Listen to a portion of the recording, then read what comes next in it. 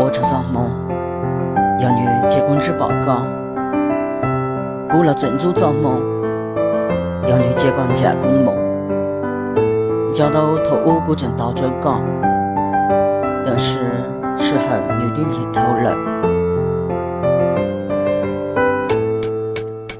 我先家姑某个导航车头里多，女里普我轮次女我的姑爷中女，讨个姐女咱人结婚结包女这么，女儿一顿餐告诉女结婚叫女吃着热，女老婆想这帮女我的公叫女唱，过3天女是录制莫一弄来就说唱，早梦结婚之后女过这3节都了句，咕噜谁嘛着呀莫女炒股考，被早给路只说容易讨个路路帮天手，一梦结包90年的是女向领导说，导航过弄女观察过我能怎弄楼，到那女主了。我才带蘑菇过老女送年，女lúc số lo女luôn chạy mà结果。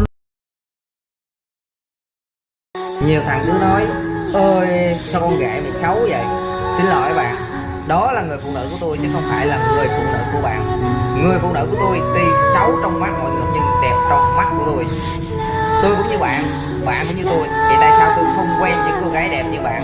Tất cả đều có lý do của nó. Lúc trước tôi cũng như bạn quen hàng tá những cô gái đẹp, nhưng tất cả đều bỏ tôi mà đi. Vì sao? Vì tôi hết tiền. Cũng như bạn thôi, nếu bạn hết tiền thì nó cũng bỏ bạn mà đi. Trên đời này đâu có ai cho bạn free cái gì đâu.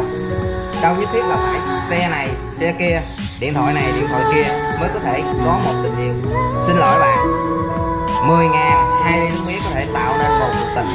Trong tình yêu, xấu đẹp không quan trọng, quan trọng là đối thủ có thương mình hay không.